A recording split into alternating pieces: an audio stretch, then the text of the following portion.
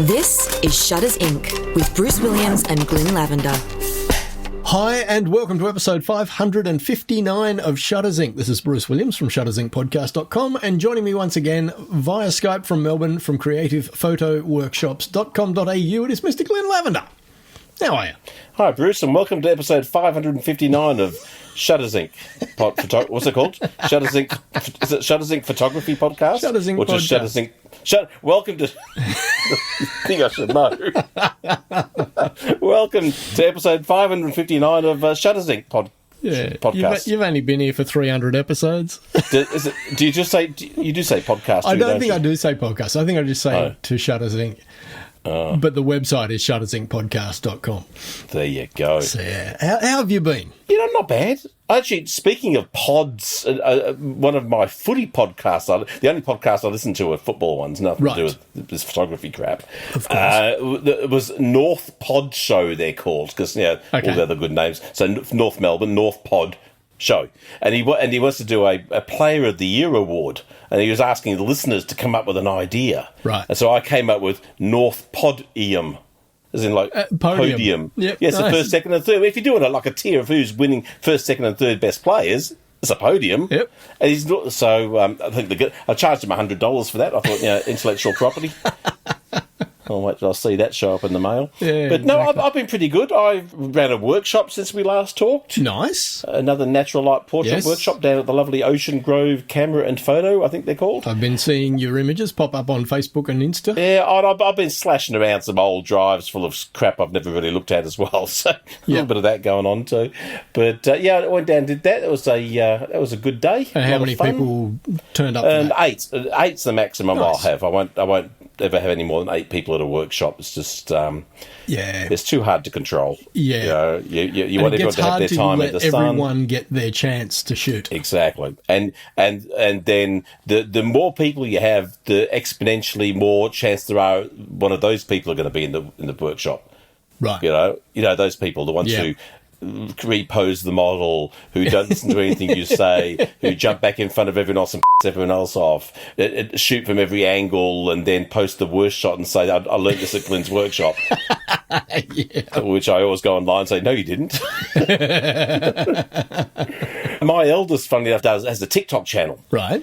I know he's got 15,000 followers or something like that. Right. But apparently he was on the wrong side of TikTok. One of his videos went onto the wrong side of TikTok this week. What does that mean? Well, where all the haters are, apparently. Oh. And he was getting 500 comments a minute. Yikes. On one of his videos.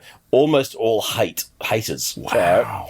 But people would post like a comment, I really love this.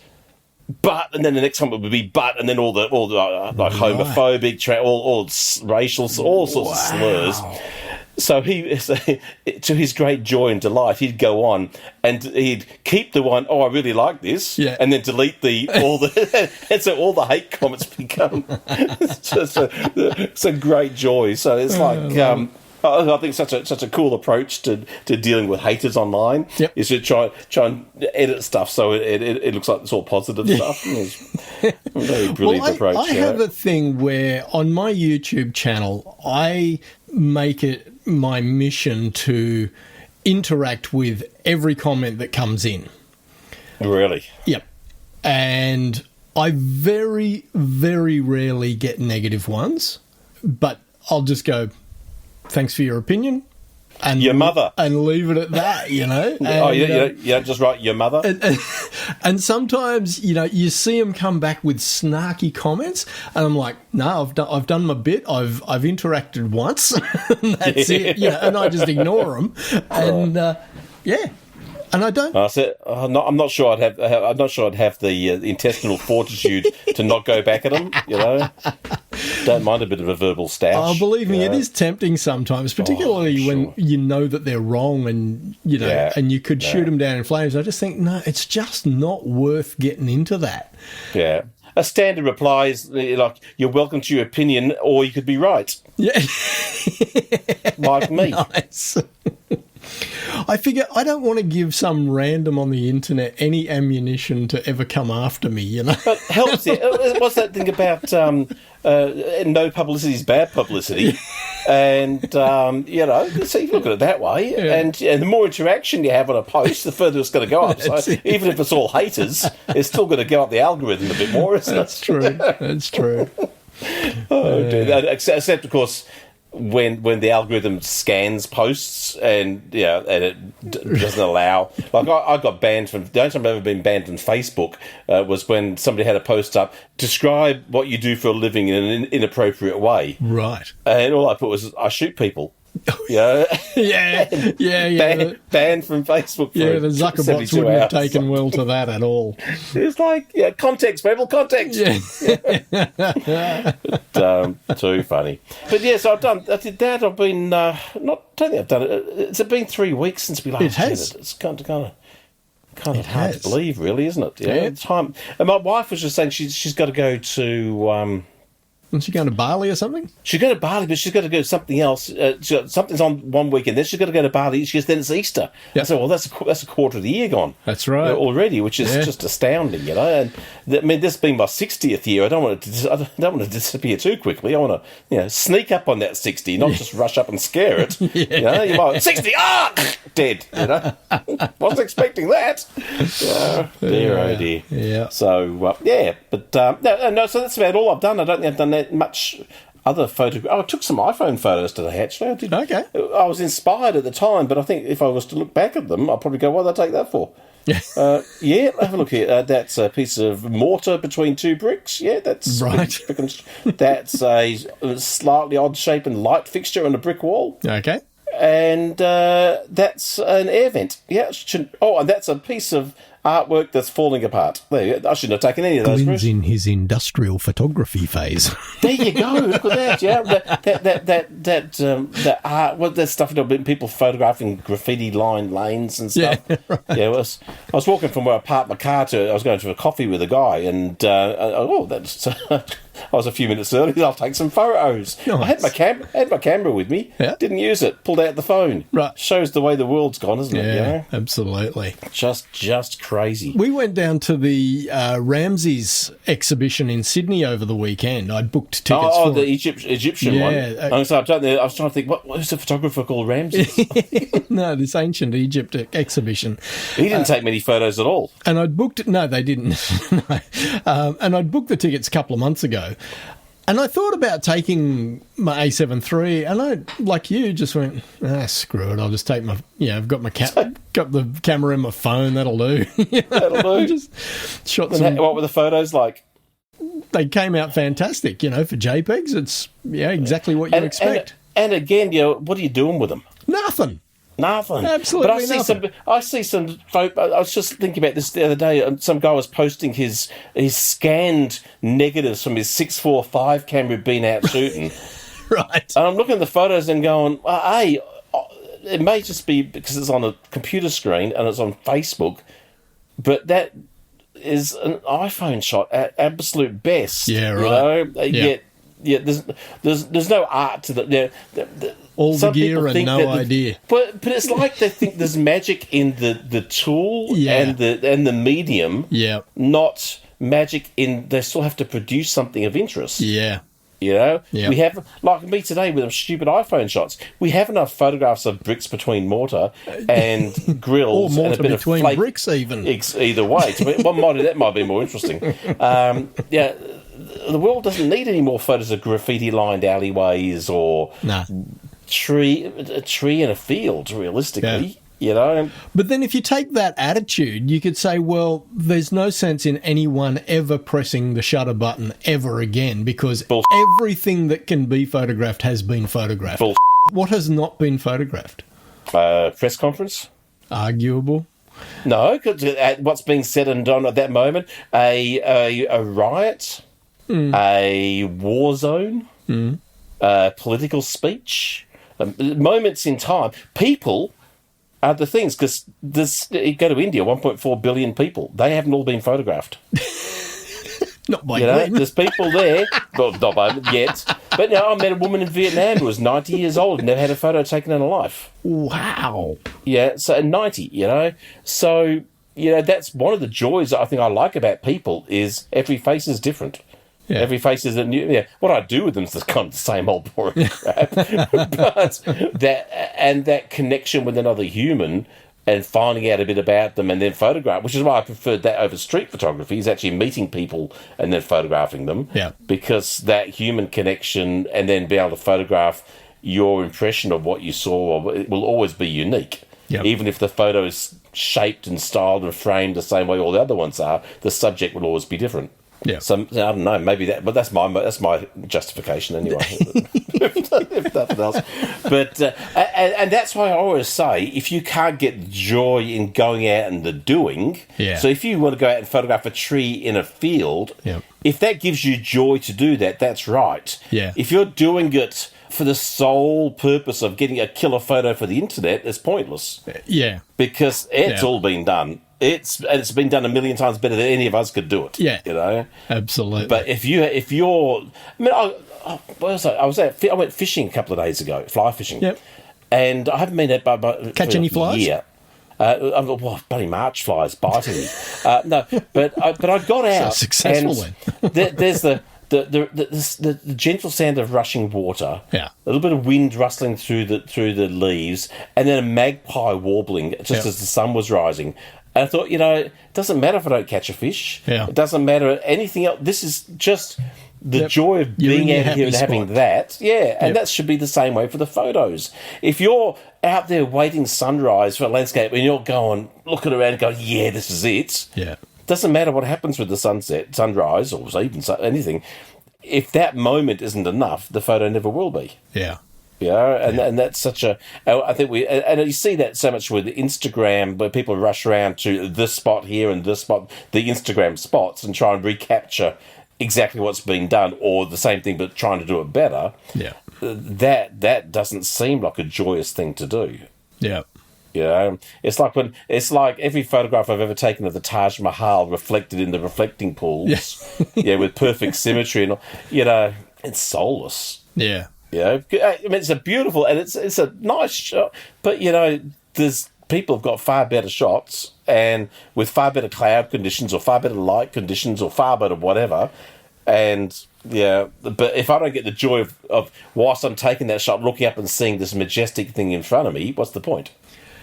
Yeah, but I mean, I have images in my collection that are things that have been photographed a gazillion times and a gazillion times better by other photographers. Yeah. But I love looking at my image and knowing that I was there and that image reminds me of me being there.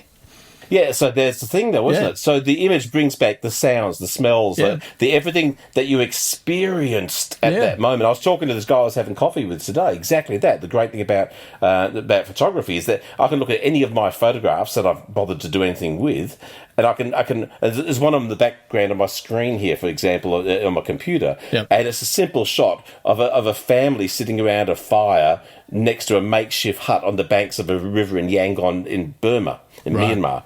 And it's just this, but I can remember every smell, every sound. I can remember the mosquitoes buzzing around. I can remember everything that was happening in that moment because of that photo. Yeah. And I wouldn't be able to remember it, well, vaguely be able to remember stuff otherwise. Exactly. So, you've got that photo, and it isn't as good as all the other people did it, but the experience of you... And I bet if you didn't enjoy the experience of taking that photo, you wouldn't enjoy looking at the photo. Yeah, absolutely. As much. Because what are you thinking? What are you remembering when you look at it? Yeah. Oh, I didn't enjoy that. Oh, the weather was... Oh, it was so hot. There were flies. Oh, yeah. The place stank. You know what? I can look at my nighttime shot of the Eiffel Tower, and every time I look at it, I remember that, 30 seconds later my camera bag was gone. But I still love looking at that image. It's the last one. It's the final. Because it reminds me of that trip. It reminds me of being in Paris. It reminds me, just all of it, And for me, my travel photos are really they're like a portal back in time for me. And they're like a journal. They're like a journal, aren't they? Are. You're journaling a moment in time that brings out those memories, and as best as your brain can recall the stuff that was happening at the time. And the thing I find interesting, I had this happen only a month or so back. I was going back through my Europe photos from 2017. Okay, so it's now 7 years ago. Wow. And when I've looked at my Europe photos over the last 7 years, or over the last 6.5 odd years, it's always been, the 200 or 300 that I collated down from the entire shoot, the ones that I considered the keepers. And for some reason, I was going through the entire unfiltered collection. And it was amazing. I saw images and I went, geez, I don't even remember taking that one. Yeah, it's interesting, isn't it? And I think that comes back to what you were saying about if you didn't enjoy the experience of taking it. There was nothing momentous about that, or it doesn't be momentous. There was nothing that was satisfying enough at the time. You didn't enjoy, the end result photo wasn't something that was, I really love that, or whatever. Yeah. And it's like we all take photos that you go, why the hell did I take that? Like me with bricks and mortar today. But it's like I go through all my tour photos and going, why did you even have your camera in your hand for that? Why? What? Yeah, Glynn, you kind of know what you're doing, but not there. You didn't. Yeah, that's stupid. But I'm the same. That's why I've been looking at a lot of my photos that I've never looked at before. Yeah. And finding some gems, and that's the thing. You go back with a different eye, and find those gems. And I reckon, and I've never really thought of it this way, and until just this moment, this is kind of a cool conversation. When shooting weddings, okay, what you do is you know during the day that you killer shots anyway, realistically. But when you're going in Lightroom, when you're star rating your photos, you're going through and you're doing, it's a 5, a 4, a 3, a 2, or 1, whatever you go down to, whatever your lowest number you choose to go down to. You go through there, and then when you want to build the story of the day, you get your 5s, then you try and fill the 4s around it to help fill the story.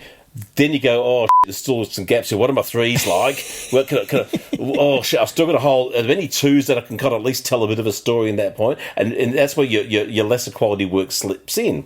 But I've never and then you start getting super creative with the post processing. Exactly. I've seen them all black and white. But I've never thought to do my holiday, my travel photos that way. To build a storyline of the tour rather than just individual shots. Right. But I'm sure that I would see and maybe find more, not so much usable photos, but narrative photographs. Right. If I was to scroll down to my 3s and 2s to find story gaps, then I would, if I'm just going through, they're my 5s, I'll worry about the 4s and 3s in a couple of years' time or whatever. You know? And I'll only look at half a dozen shots from a day and forget the rest. Yeah. But if your purpose is to build a narrative, I'm sure I would find a lot more use for my photographs, especially the ones that I'm going, I'm not sure why I shot that. Yeah. But if that helps fill the storyline, it makes a lot of sense. That's interesting. I'm not going to do it, but it would. And I'm sure there's lots of people do that with their travel stuff. It's just not the way my brain works. Yeah, it's what I would do for a wedding. Well, the thing is, your travel tends to be work related, doesn't it? It does, yeah. And so I think there's a bit of a difference in what you have to shoot when you travel compared to what I have to shoot when I travel. Of course. But I have to provide shooting experiences for others. Exactly. Not necessarily what you would like to shoot. Yeah, or what? Yeah, or and I wouldn't. I probably try to think how to phrase this. Go for a bit more of the low hanging fruit, rather than the more aspirational type image. Because if you need to get 8 people to get the shot and you've got only X amount of time, you can't make it too complicated or take too big a risk. Yeah, or wait too long a time for something to happen to capture a shot. Whereas when travelling by myself, I've spent 5 hours in one spot before just because the light was good. Yeah. And waited for stuff to happen, and you couldn't do that. Yeah, unless you had the complete control. It's fascinating, isn't it? But you're the same. Even when you travel with your wife. Yeah. So there's limitations and constraints to all of that as well. Totally. You have X amount of time you can do the you stuff. Yep. But that has a very finite window of opportunity. Yeah, absolutely. Fascinating. Fascinating.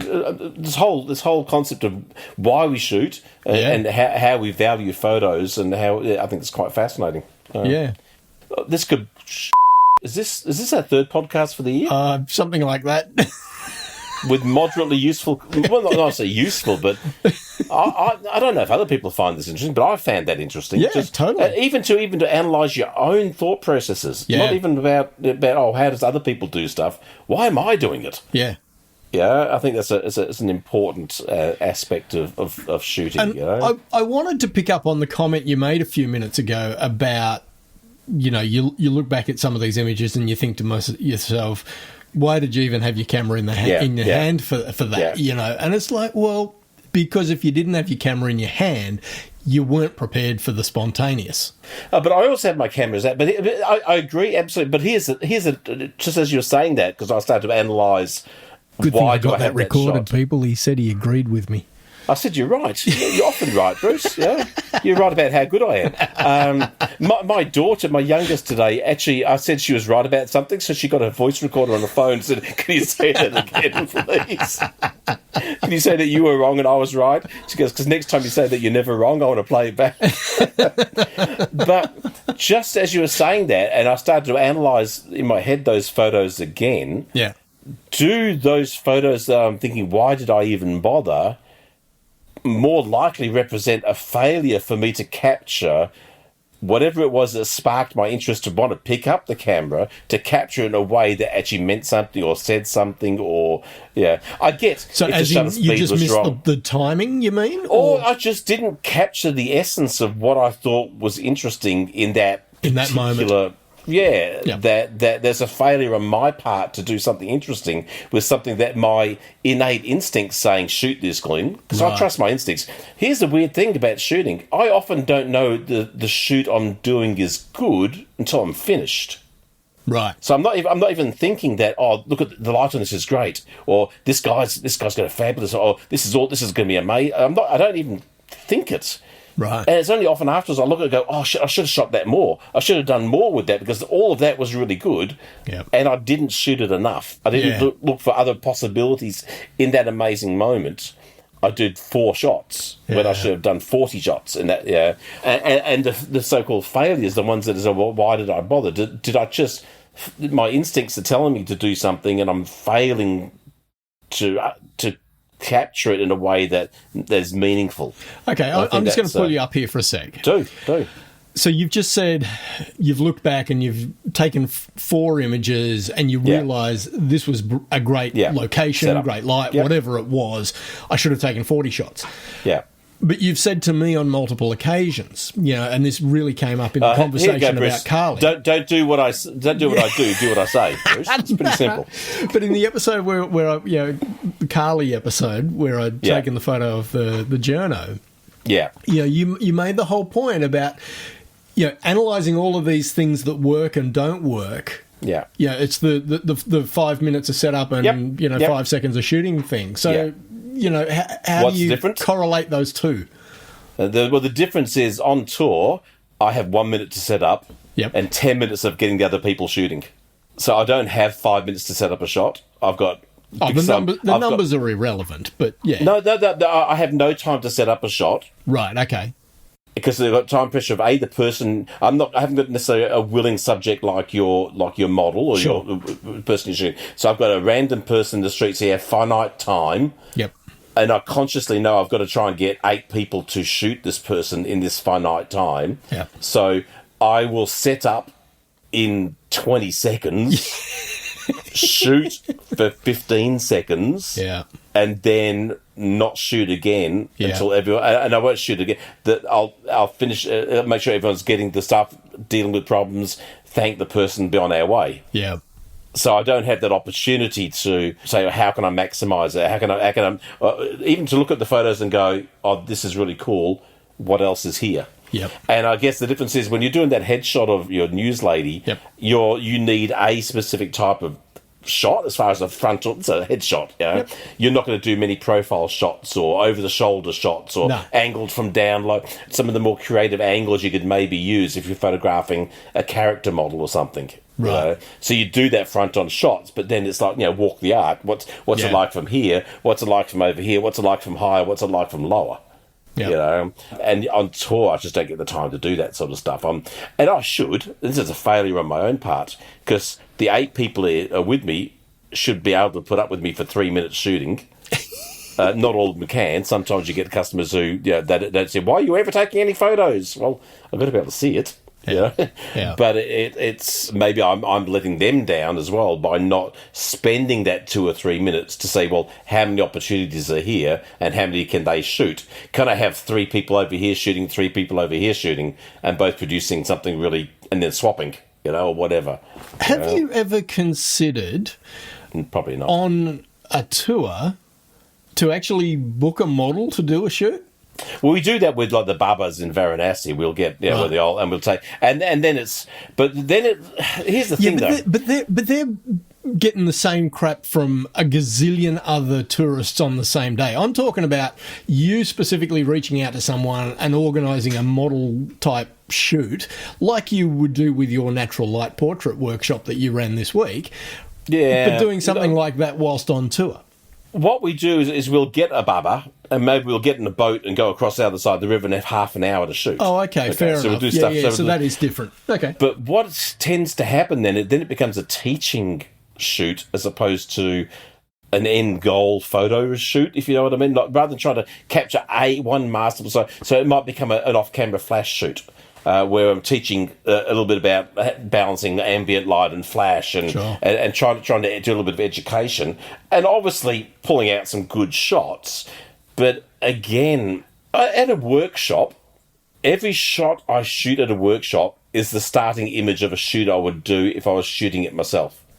Sure. So I set up, I get the initial image, say this is what we're doing, get them to shoot, and then we go on to the next setup. Yep. So it's all set up, not actually shoot. Yeah, and so those images tend to be a little bit the same on tour when you've got someone for half an hour or whatever. Yeah, there's a lot of we might do 3 or 4 different setups in that half an hour, but again they often tend to be we get to X point and usually pretty darn good, but not that half an hour of how can I max it? What's the absolute best? How do I take the extra 5%? Yeah. From a really good image to a classic great image, and again then you deal, especially if you're doing off-camera flash, you're dealing with tech issues where people the cameras don't trigger the flashes. You got 5 or 6 different brands of cameras. So you got 5 or 6 triggers, and inevitable issues. So it becomes a different kind of thing. Yeah. Sometimes we might just pull someone aside for just 10 minutes. And shoot, and that might be just a natural light shot, or if it's evening, it might be an LED panel shot and stuff like that. But then somewhere like in Myanmar, where you might get some novice monks to travel with you for half a day, then you've got lots of time, and you'll see some of the shots from Myanmar in the temples and stuff where they're a lot more crafted shot because you have a lot more time. Yeah. So there's probably a mix of all of those things. It's yeah, right. And as I say, I've never been on a tour I've never been on a photo tour that someone's run, and I've never been to a photo workshop that someone's run. So I don't know how other people do stuff. Yep.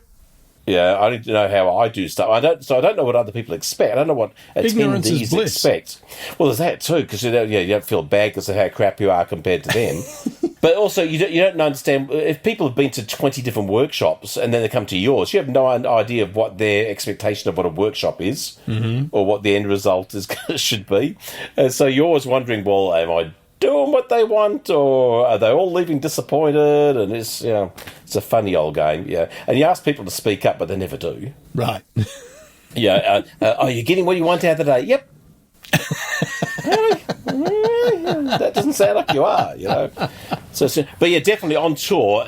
Usually, depending on the location, a couple of times, hopefully once a day, we'll find time to set up someone and craft a beautiful shot, because great stuff doesn't happen naturally or often. Or it does, but not often. Yeah, right. That you're in a spot where the light is fantastic, an amazing person walks into it. This happened in Varanasi one night. We're on an evening where the sun's just set. It's the blue hour. The lights from on the gats on the buildings by the side of the river are all lighting up reasonably well.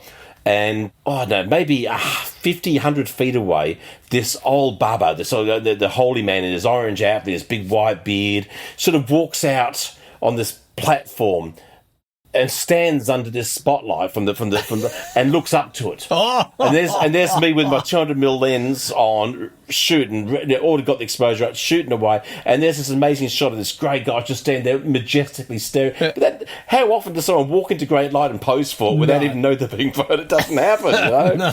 So you've got to be, as you said before, you've got to be ready for that sort of stuff. That's the critical thing about why it's great to have two cameras, something with wide, something with big. And hopefully you know your gear well enough that you can get exposure right fast enough. Yeah. But very rarely does stuff naturally happen that's good.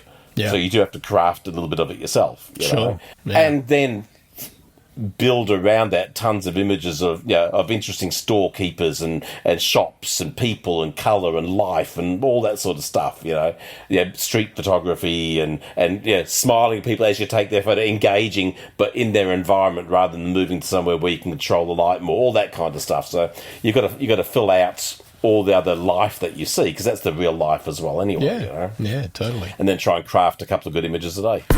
Since 2005, Shutters Inc. has been a labour of love. But beyond the time required to produce it, there is also a financial commitment. If you find value in the podcast and would like to help keep the servers running, hit up the Patreon link, which is in the show notes. Even a couple of dollars a month will help. Much appreciated. Now, back to the podcast. So what else have we got? We should talk about some other stuff, shouldn't we? I guess. Oh, I suppose. I've got bugger all. I've got one thing that I thought was kind of cool. Yeah. Once in a lifetime photograph, and I reckon it genuinely is. So we talked before about everything's been shot. This hasn't. I've never seen this before. Some guy was taking a photo of the Andromeda Galaxy, right, as a meteor streaked past it. Oh, what? So you've got this glowing green meteor shooting across this very tightly cropped frame. Oh, wow. I mean, what's the chances? What is the chance? So I've never seen a photo like that before. That is brilliant. I mean, you could go out and shoot every night for the rest of your life and it'll never happen again. Exactly. Wow. But I thought that was pretty darn cool. That is very cool. And then I came across this new app called Lapse, Lapse. Yeah. And they're doing like a crowdfunding thing to get this app up and running. Mm-hmm. And basically what it is it turns your phone into an old school camera where you take a photo and it takes time for it to develop, so you can't just go shoot. And I remember my old Hipstamatic app used to do this a couple of years ago. Yeah. But you'd actually have like a roll of film. You had to shoot all 24 films before you could get it developed, so you wouldn't see the shots you've taken. But it's not so much about the app. What amazes me is this crowdsourcing has raised $30 million to develop this app. Jeez. $30 million, Bruce. Yikes. $30 million. Well, that's US. So that's like 400 million Australian. Let's hope, unlike my mob, they can actually ship it on time. But that's crazy. What are you spending $30 million on an app for? I mean, what could they possibly be built? I'd want a free phone with the app pre-installed. Yes. I want the iPhone 19. Yeah, 4 generations from now. I want it out for $30 million. So that kind of blew me away. It's crazy. And I came up on my YouTube the other day, and I just found a thing on Peter Pixel. Oh, yes. How good is this? Can the world's fastest camera drone match Max Verstappen in the Formula One? This drone does 350 kilometres an hour. I know. And what was so disappointing about this video was the fact that it was absolutely bucketing rain when they were trying to shoot it. And I was like, because you could see the car actually slipping on the road. It was very cool. That was pretty cool, though, watching the fishtail. I mean, I've never seen footage of racing like that before. It was pretty darn cool. It was amazing. But even just watching how they built it, the trial, I think it was a really cool video. I thought the video, if you have any interest in drones and photography or sports or even just seeing something different for once, I thought it was a really cool little video. Yeah. And I would highly recommend to spend a few minutes and have a get. It's like 15 minutes or something. So basically, for those who have not seen this, they basically flew a drone behind Max Verstappen Verstappen's Formula One car for an entire lap of, was it Silverstone? Silverstone, yeah. And kept up with the Formula One car. Yeah. Overtook it at some point. Yeah. They had to hold back, you know. Yeah. The one area where the drone pilot was struggling, and you could see it a couple of times, was the tight turns. Oh, yeah, absolutely. He'd trying to get overshoot and he'd have to... Well, could you imagine that if you're doing 300 kilometres an hour and trying to avoid the bridges? Yes. Yeah. You have to go up, knowing when... At that speed, you don't have a lot of time to react. Absolutely. So I thought that was pretty fascinating. I thought it was a really cool video. Not necessarily overly photographically related, but it was just cool. Yeah, totally. Paul Sutton sent a bunch of stuff through. I've not had a chance to look at any of this. Another wedding photographer really does their thing and not show up. Oh, okay. Let me load this up and have a look. Allegedly did the job, showed some photos, and then ignored the bride Turned forever. up late on the day, left the job early, and sometimes ignoring them forever. Wow. What, and they've got a problem with that? Apparently. I've never been delivering photos of the big days. There's multiple brides, though, apparently. Yeah. So, in this day and age, would you, as a couple about to be married, ever book a photographer without going online to get some reviews of that photographer? Well, maybe there was that. Maybe you do, and maybe there's nothing on there yet, or you're not looking in the right places, or who knows what, you know? Yeah, the equivalent of Yelp for restaurants. You know, you'd be looking for reviews about this photographer. Are they competent, and do they deliver on time, and yada yada yada. And well, this one changed their number multiple times, so she couldn't be. Shut up late, left early. Oh, there's got to be a story behind that. I would just say, sometimes you get what you pay for. I don't know the story behind this. If you go a budget photographer, you sometimes get what you pay for. Yep. Not trying to assume that's the case for this person. We don't want to be sued. Except with our wide reach of our podcast reach, you just never know. But, of all the things you spend money on the wedding, if you think you're going to stick with this person for a while, the marriage, that is, you think it's going to work out okay for at least 10 years, skimp on a lot of stuff and spend more money on the wedding photographer or the videographer or whatever it is you do. Get the people who've got a great reputation, who've been around for a while, who's twice as expensive as the budget guy you were talking about, whatever it may be. Yeah. You're probably going to be better off. Well, than stuck in that. We've had this conversation before. 10 years down the track, the cake is gone, the venue's gone, the dress is gone, the tux is gone. No, that's not true. I found my wedding cake out the other week. It's 25 years later. It's gone off a bit, Bruce. It's gone off just a little bit. Yeah. That's probably chocolate cake. It does that, Chocolate mousse cake. Yeah. 25 years down the track. Didn't survive, so I thought we'd have it for our 25th wedding anniversary. Turns out not. No. It was fruit cake, but it didn't survive the journey. The photos and the video, they're the things that are going to last. So, anyway. I think the only other one, because we're going to wrap this up reasonably soon, I want to talk about, and because he's actually asked, he'd like to hear my opinion on this one. And, I can't think of the last time anyone's wanted to hear that, Bruce. So I thought, but it says how much editing is too much for your landscape photos. I thought this is a pretty interesting topic of itself as well. Yeah. And what do you do more landscape than me, so I know you want to know my opinion, but I'll just, you say what you think, then I'll say how wrong you are. Okay. Over the 6 years that I've been doing my YouTube channel on Darktable, one thing I've noticed is how much I've learned about colour science and how that has really changed the way I now process my raw files compared to the way I was processing them when I started my YouTube channel. Sorry about this, Paul. This is not the tangent I was expecting to go on. But, And so today, in 2024, my attitude towards post-processing my images is to not crank saturation up to 10 at every opportunity. It's more we go to 11. I'm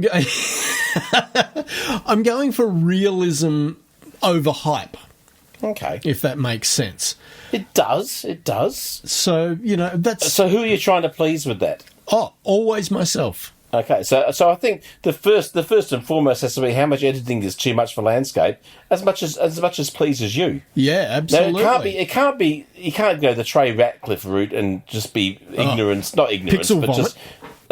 There's a guy down here in Melbourne who I see his photos and he's exhibited recently and stuff like this, and I look at his photos and they're diabolically bad. Right. I mean, the editing is diabolically bad, and like trees have this massive halos around them where he's trying to darken down the sky, and people are going, oh, I really like your photo, but what's with that halo? I don't know what's causing that. But he's doing photo exhibitions and selling photos, you know? Well, kudos to the guy if he's actually selling photos. And he's happy, that's great. Yeah. But if we are in that mode of trying to make ourselves better, that I don't know why that's happening. Well, there's a learning path there to find a way to improve what he's doing. That person does not know why that's happening. I believe they don't want to admit that they were sloppy with their processing. Well, all his photos are like that. I just don't think he knows much about photo processing. Right. You know? I felt like sending him a link to your your Darktable channel, but I'm not sure if he's awakeful enough for that. He might doze off. Yeah, but don't operate heavy. I think he drives a truck, so he shouldn't drive heavy machinery after listening to one of your videos. That's cruel because I've never watched one of your videos. I know you haven't. Okay, how much editing? Editing where stuff's starting to go wrong. And you don't know why. Maybe there's if you know you don't know much, but you want to be better, then educate and There's enough resources out there, like your own fine channel and Darktable and a million YouTube videos. Yep. But I also think, okay, if you do know a fair bit about editing, like yourself, I mean, you're far more knowledgeable about editing than I'll ever be. Right. I think there's end use decisions to be made. What am I doing with this image? Where is it going? If it's going to be printed, what kind of medium is it going to be printed on? Yeah. Because the type of medium will have if you're printing on metal, then you're going to want some of that more highly saturated, sort of a bit more over the top, because the medium will really, really, really bring that out. Yeah. Whereas printing on a flat canvas is going to have a very different effect. So you might want to be very different. So how much editing is too much? Your own joy and your own... that's why you go to an art gallery and some people are standing in front of that picture and some people are standing over in front of that picture, but they won't cross over or spend any real time looking at the other ones. Yep. You like what you like. Yeah. Yeah. So I had the coffee today with this guy in this band who's in a fairly famous YouTube band. Yep. And record companies all over them, all sorts of stuff. And he says, we went from nothing to massive, sort of overnight. Right. I said, because you've found your niche of people. Yeah. You don't have to appeal to everybody. No. You just have to find that little tiny wedge of people who like what you like. Yeah. And if you have a medium and a way to reach those people, you'll be successful. Because there's a lot out of 8 billion people. Yep. Yeah. If you have 0.001% of people who like your stuff. Yep. That's enough. That's a huge amount of people. Yeah. You know? So it doesn't matter how much you want to edit your photos. If you're targeting your images to like-minded people, you will get satisfaction and joy and mutual appreciation and all. But if you're targeting people who only like natural or only like over the top, you're not going to get that joy and satisfaction, that acceptance and plaudits that maybe you're looking for. Yep. So it's a really tricky question, And I sometimes see that when people put up like two photos on the internet, of the same photo, colour and black and white. Which one do you think? But they're trying to reach two wedges of people rather than one kind of thing. Yeah. I want the people who like the black and white only but I also want the colour people to like it. Yeah. So I'm trying to double my interest base by doing those kind of things. So I can see why they do it. But I have a feeling, and this might be completely wrong, but I have a feeling that when you edit photos, Bruce, the photo kind of leads you to the end result. It kind of it guides you as to whether it should be a colour, whether it should be a black and white, how much processing to be subtle or to be a little bit more over the top. Funny you should mention that, because there's an image I took, 2007 in Big Sur in California. Yeah. And it's two wooden armchairs sitting in a creek. Yeah. And I processed that I image. wouldn't have shot that. Boom, Wouldn't boom. have shot. Why? When I first processed that, and that was way back 2007, 2008, Yeah. still using Lightroom, knew nothing about colour science, processed it in colour, was happy with it for, the next 17 years, Yeah. until about a month ago, and I happened to revisit that image, and I went, I want to see what this would look like as a monochrome. Yeah. Absolutely freaking loved it. Then decided, let's make it a duotone, and I, re-rendered it, and I have a folder on my computer just called wallpaper, and my operating system is told to just keep on refreshing the image every minute from whatever's inside that folder. And so I re-rendered that to my wallpaper folder, and every time it comes up, I go, yeah, I really like that as a monochrome image over the colour version that I've been looking at for the last 16 years. That's funny. But I've always had a couple of theories that a really good photo looks good, doesn't matter how you process it. Absolutely. As long as you don't kill it. It looks fabulous as a black and white. It looks fabulous as a sepia. It looks fabulous as a colour. It looks fabulous unsaturated, oversaturated. And that's where I guess the decision as to how to edit can be really complex. Sure. When they look great regardless of what you do. Yeah. Yeah. And it's always how do you know when to stop? Yeah, that's how I've always found maybe the not the hard. Yeah, it's a different. And I've said this to painters. I've asked painters the same question: how do you know when to stop? When that's enough of that tone on that thing? And their thing is either I don't and I overdo it, or it just tells me. I just know. Yeah. Yeah, it's not a thought process. I think, maybe just a tiny. You know when it's done, or you know when it's not done. Yeah. And when you change it to colour or black and white or whatever it may be, generally, and as this is the case, if you really love an image and you haven't sampled it in different ways, you probably should. Yeah. Because we're all blinkered by the experience of shooting. So the colours, the tones, all that sort of stuff, our experience of what we shot.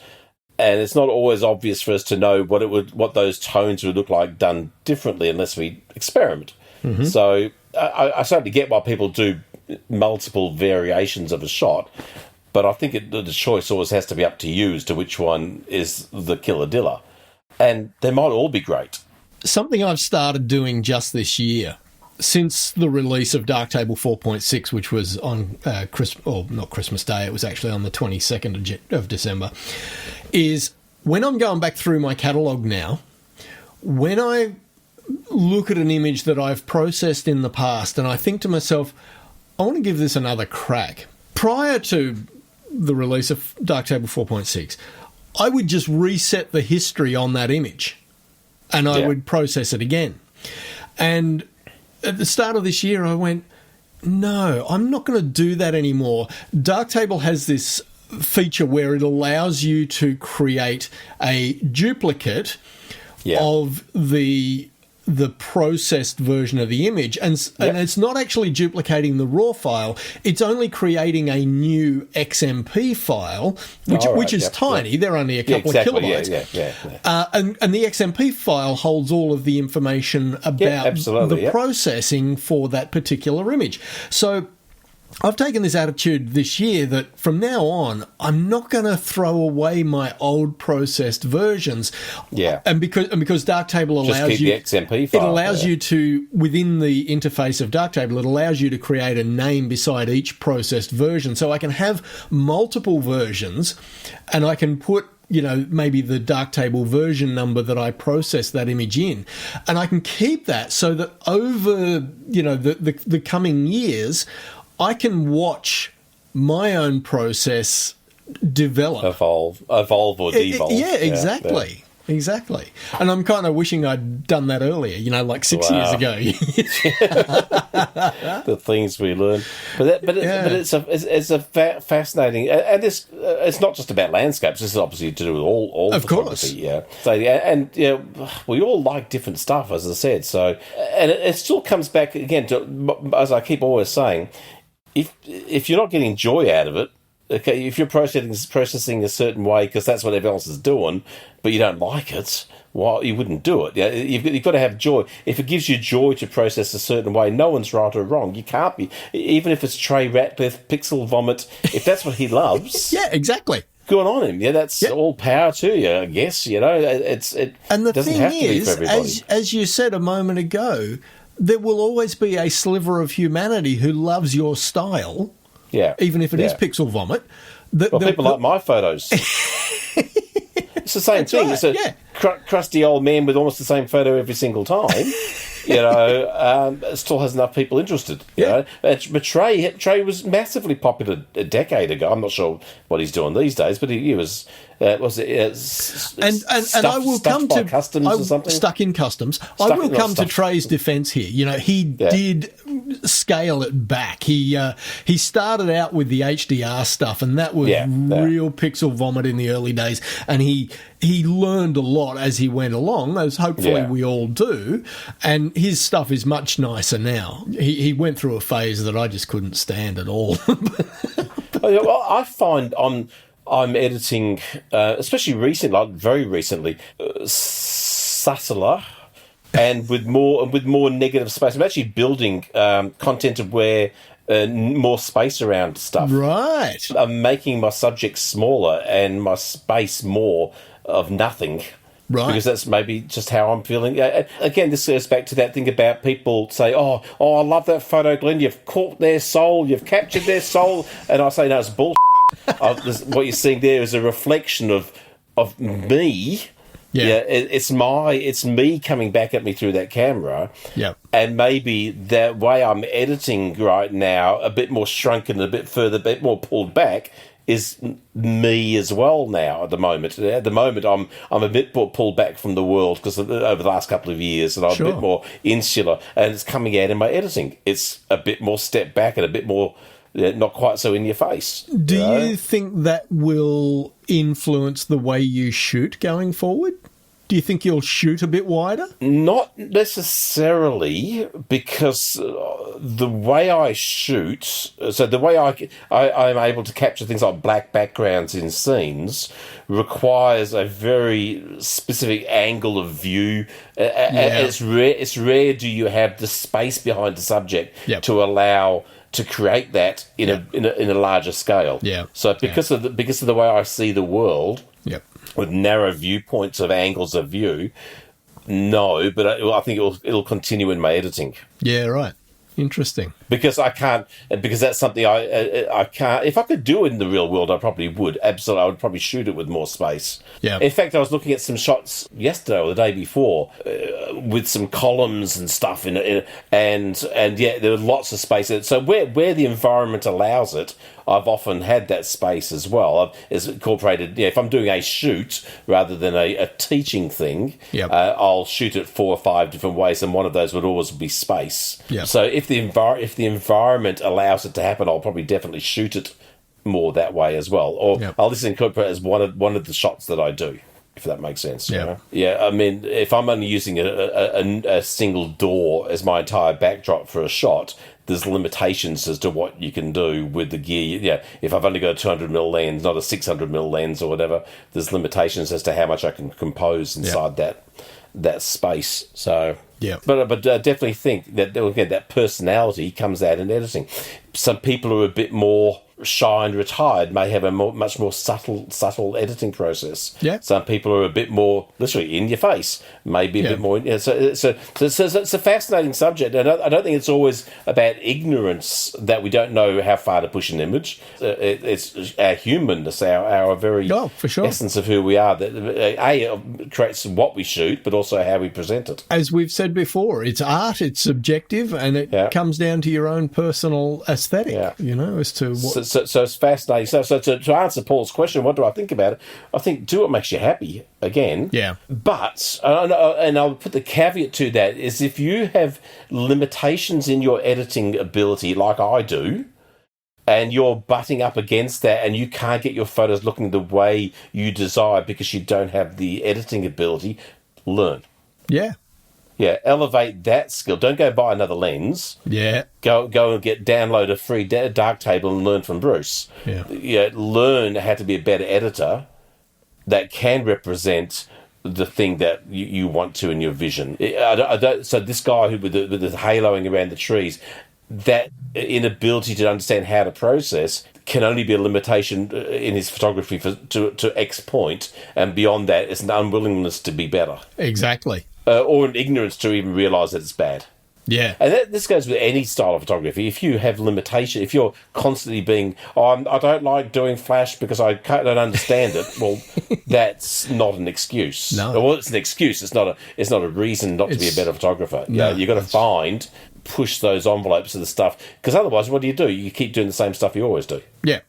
The stuff that you know, the stuff that you know is going to work every time. Yeah. And fine, as long as you're enjoying the experience of doing the shooting, but you might not ever be quite as happy with the photos as you would be, because it's kind of same old, same old. And the same can be said of the post-processing. If you don't enjoy the process, which maybe you don't enjoy post-processing the way I do. Oh, I don't know. If it takes more than 3 minutes, it's not being done. Yeah, so, where I will happily spend a half hour working on an image. Couldn't do that. Apparently, I learned the other day that the opacity brush has more than 100%.